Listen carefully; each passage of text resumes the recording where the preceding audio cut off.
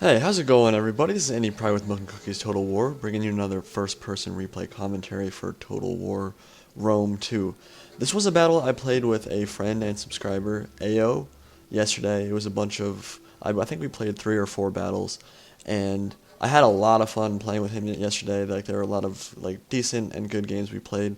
This was not one of them, really. It was more of a stomp, but it was extremely entertaining for me, one, because I was playing Parthia, and with the recent buff to horse archers, they've been, I think they've always been certainly viable and competitive multiplayer, but they've gotten, I think, even better with the buff to cataphracts and horse archers, and it was just a really fun battle. We basically just got to use our superior mobility to surround and completely destroy our opponents, which is always fun, and sometimes you don't want games to go down to the wire. I know those are usually the most exciting, but it is fun to occasionally just go into a game and stomp somebody.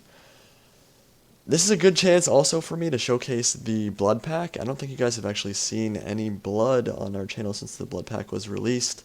It has certainly affected frame rates a little bit. I don't think it's massive, and I think maybe CA could have been focusing more on other things, and I certainly understand why some people would not want to pay the $3 for a blood pack. I decided to. I'm pretty much going to be buying any DLC for Total War just because providing content for new stuff on Total War is kind of what we do. So with that said, this was a Seleucids and Parthia. AO was on Seleucids, I was Parthia, versus Rome and Macedon. And I do want to talk about the army compositions, and I know I usually do that, but I think in this game it was particularly important, because if we look at Rome's setup, number one, I don't think that Rome matches up well versus Parthia at all. I know many of you guys probably saw the replay, Prussian Prince versus me, when he was Parthia and I was Rome. And the reason I say that they don't match up very well is that with the nerf to melee cavalry, I think it's extremely hard for the Romans to control the pace of the game against Parthia. Having the cavalry advantage is always a huge deal when playing in any Total War game. I think it's always a really important aspect of the game. And Praetorian cavalry at this point just don't even remotely match up to Parthian Royal Cataphracts, and they shouldn't. I completely agree with that design decision. But the problem now is that with the buff to horse archers and the buff to cataphracts, Romans really can't do a whole lot. If we look at his setup right here, he has 6 Praetorian Guard, 1 archer, war dogs, which I think was an interesting choice, and I believe he has 4 Praetorian cavalry. It only shows, or no, 5 Praetorian cavalry. It only shows 4 right here, but I think one of them will show up there in a second when we come over the hill. But he has no way to catch my horse archers. He has no way to take the fight to me because I have all the skirmish power and all the cavalry power. And he has no spears. If you want to fight against Parthia as Rome, it is extremely important to bring spear units. Praetorian Guard have insane melee attack, 71 melee attack, but they can't kill cavalry that well because a charge from Royal Cataphracts is just going to completely disrupt their formation and take away a lot of their killing power. So what I've done recently is I've actually started to not bring really much cav for Rome at all. When I'm going to play Rome, sorry guys, the battery in my mouse died, so I had to fix that really quickly. Yeah, like I was saying, when I play Rome now, I don't focus on bringing a lot of cavalry at all. In fact, I think I've only been bringing about 2 Praetorian cav tops. I think it's much more important to bring heavy spears that can protect the back line or the front line of your Praetorian Guard or any of the heavy infantry that you're bringing. I've said it many times, the benefit that Rome has in the multiplayer setting is that they have very high killing power infantry units that are very flexible and maneuverable, and so it's not about the cavalry for them. If you can just protect your infantry with spears like the Triarii, which haven't seen much use before the last couple patches, if you can protect them with the Triarii, you can really do a lot better in multiplayer, I think, than bringing a lot of cav, because Praetorian cav just can't beat a lot of the elite cavalry units in the game. Even against Ptolemaic cavalry and elite Pontic cav and some of the others, they do have some issues. With that said, I also do think that if you're going to be bringing Parthia and you want to bring any kind of skirmish force at all, which I think is always a good idea when playing as Parthia, you're going to want to bring horse archers, and with that, I think you want to bring Sarmatian mercenary horse archers, For some reason, the elite, quote-unquote, elite Parthian horse archers do not have heavy shot, and they have only 110 range, which I think is very strange, because if we look at the mercenary Sarmatian horse archers, which only cost 390, they have 125 range, and they have heavy shot. While, like I said, the armored horse archers for Parthia only have 110 range and don't have heavy shot. So, yeah, if you're going to bring horse archers, bring the mercenary Sarmatians. They're just a lot better, and they cost less, so I don't see why you wouldn't want to bring them. I think we can get into the replay now and start showcasing some blood. First thing that happens is I'm going to see my opponent deploy his Praetorian cavalry on the flanks, and they are completely alone. And yeah, there's going to be that 5th Praetorian cav that comes out of hiding there. They're completely alone. It was a huge mistake for him to leave him out there by himself like that, but I'm just going to come over the hill, and I don't know if he was... I mean, he wasn't microing anywhere else, so I think this was just bad decision making. Like, when you see this many horses coming at you, you should probably start running away. But I'm just going to come pouring over that hill with these Royal Cataphracts and some of these mercenary Sarmatian horse archers. And they're actually going to get a couple volleys off first, just to soften them up before my Royal Cataphracts get into melee. And you will be able to see that that heavy shot is extremely effective. Let's see how many kills we get here. One more volley, I think, is going to get some kills. Yeah, this one right here. Yep, 7 kills right there. So, yeah, really good volley from them. And then the Royal Cataphracts are going to come into melee as well. Right off the charge, I'm going to take them down to about half strength, and that's what the Parthian Royal Cataphracts are actually capable of doing. They completely destroy the Praetorian cavalry for Rome now. So yeah, this cav right here is going to get beaten to hell, and we're going to shift over and actually be able to take out another one as well. So all this cav right off the bat is pretty much going to be taken off the field right away, which is a huge loss. If he'd been able to keep his Praetorian cav close to his lines, he would have been able to keep his infantry a lot safer. And that's kind of what you want to do with Rome, is if you're going to bring a lot of cavalry, you want to use combined infantry and cavalry tactics. So keep your cavalry close to your lines, because they will have trouble winning a cav fight. But if they can support your infantry, then you're going to be in a lot better shape. But yeah, these guys are already taken down to half strength right off the charge. They're going to rout, and that was a really, really easy cav fight for me.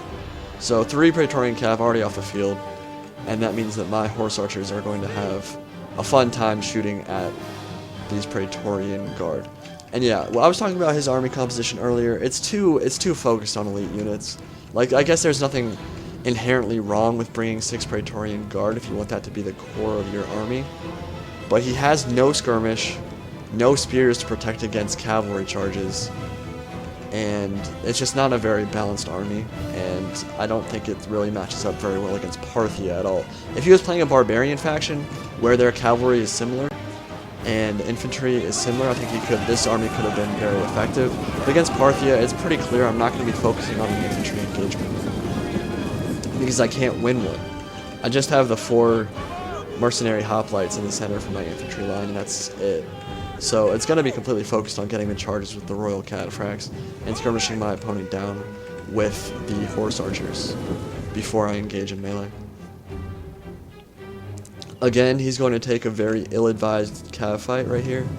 I don't remember what it's not wedge formation, I don't remember what it's called, but I don't think it's very beneficial to the unit at all. Like, they lose some melee defense and get a little bit of attack and a charge bonus, but I haven't really seen it used very effectively. I did want to run my general away, but then I quickly just realized that there's no reason not to kill these guys right here. They're away from the infantry line, and I should be able to clean them up before the rest of the Praetorian Guard get into melee.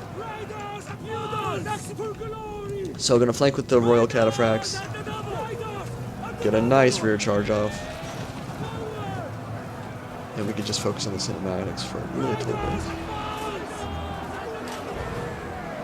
Pretty soon here I'm going to commit my elephants. Again, because he doesn't have any spears, it's very easy for my elephants to just go straight into a Praetorian Guard and just completely start wiping them out. So this will definitely be worth watching.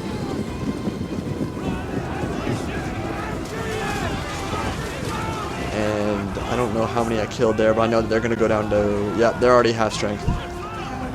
So Hammer and Anvil with Royal Cataphracts and Elephants, yeah, it's gonna kill people pretty quick. So that unit was already routed off the field. I do leave my Elephants in melee a little bit too long here, which was a mistake. Like, obviously Elephants will beat a Praetorian Guard in prolonged melee, especially backed up by a Royal Cataphract, but it's the charge that really destroys them, so all I had to do was pull out, and I think it would have been a much better engagement for me. I do have these Praetorian Guards surrounded with the Royal Cataphracts, but I don't want to leave them in melee too long, because this is where Praetorian Guard excel, is in a kind of slugfest melee grind. If I can just keep pulling out and charging again and again, it'll be a much more effective way to kill Praetorian Guard. I have committed some of my hoplites in the center. That guy's really bloody. And while that might not be the best fight for me, again, I am completely beating him to hell in the cav fight, so pretty soon I think I'm going to get a Hammer and Anvil off on those guys as well. If you look at the kills for my Horse Archers, it's nothing too special. But it's really, they become more effective as the fight drags on and people start losing their health. The armor piercing really starts becoming a big deal. So by the end of this battle, I think I do actually get a pretty nice amount of kills. Flank my hoplites around into the rear of the Praetorian Guard, who are now completely surrounded. And I will be able to kill them pretty soon as well. Unsupported, these Praetorian Guard are going to go down to Royal Cataphracts extremely easily. Well, that wasn't a very good charge for some reason. I don't know why. Like, I've noticed that sometimes cavalry units just kind of break apart, and like the first couple guys in the group just kind of null the charge for the rest of your men, and it's kind of weird. I don't know. I think you want to kind of maintain formation the whole time and get them back into formation, because if they're kind of spread out after you just pulled out, I think the charge kind of is diminished a lot. God, the Royal Cataphracts look so sick with the blood effects on their armor. That looks awesome. So Rome is pretty much completely cleared off the field, and we're now going to focus on Macedon. AO was very smart not to engage Macedon. Silver Shields and Thorax Pikemen can do okay against foot companions, but I think in a long, like, kind of pike fight, I don't think that he would have beaten Macedon here. So, and we were beating Rome so easily that I think it made a lot of sense for him not to engage. And that honestly felt a lot like Triarii. Like that Roman army just got completely surrounded by horse archers. Of course, there were no hoplites for the Parthians at Triarii, but a lot of cataphracts, a lot of horse archers completely surrounding and destroying a Roman army in a matter of minutes. So Macedon is going to commit his cavalry here. Again, there's not much he can do at this point. Rome's completely off the field. And so he's going to send these Aspis Companion Cavalry into melee. They cannot beat Royal Cataphracts. They used to be able to. Not anymore. But it should be a nice kind of drag it out battle for a little bit here. I do love how the Aspis Companion Cav look. They look absolutely fantastic.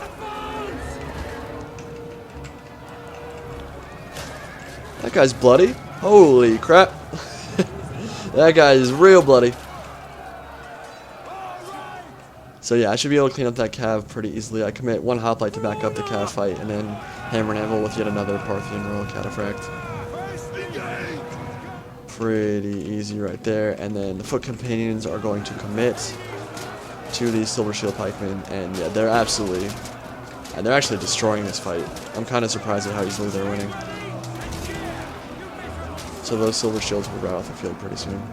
You're not even wavering at 12 men? What? That's weird. That's really weird. I wonder if that actually happened in the real replay. That was strange. Okay. I'm getting shots off into the shield bearers here.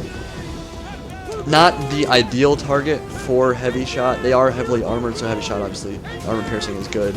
But they have the Hoplon, which means they can defend themselves very well against arrow fire, and they have the 95 armor, so even with the heavy shot, 5 units shooting in, not getting too many kills.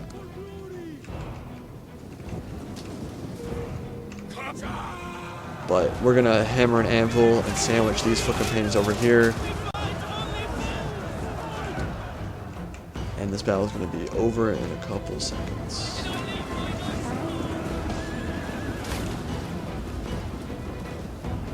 So I actually am interested what you guys think about the blood pack so far.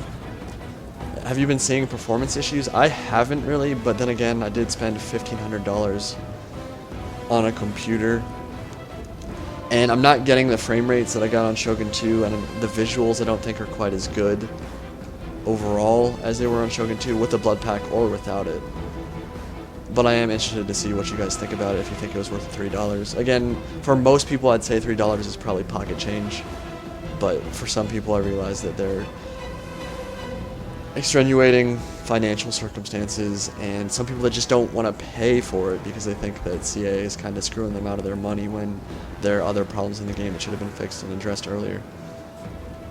With that said, I hope you guys enjoyed the replay. Not my best commentary ever, of course, but I think you got to see the blood pack at least, which is nice. And if you guys have any more thoughts on the replay or the blood pack, please let me know.